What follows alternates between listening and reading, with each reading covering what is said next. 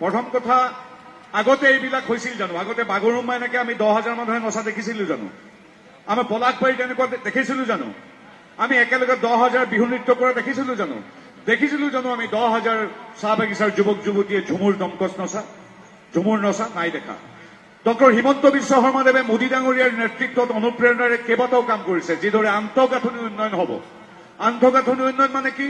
বাট, পথ, দলং, hospital, school সকলোবিলাক হোৱাৰ সমান্তৰালভাৱে আমাৰ ভাষা, আমাৰ সংস্কৃতিৰ উত্তৰণ হ'ব লাগিব।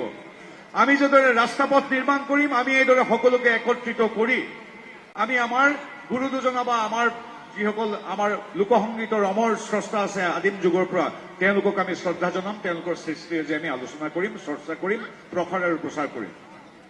এতিয়া হিমাংশুহঁতেও আমাৰ মোদী ডাঙৰীয়া বা হিমন্ত বিশ্ব শৰ্মা ডাঙৰীয়াদেৱৰ অনুপ্ৰেৰণাৰে আজি পলাশবাৰীতে অনুপম এক আয়োজন কৰিছে।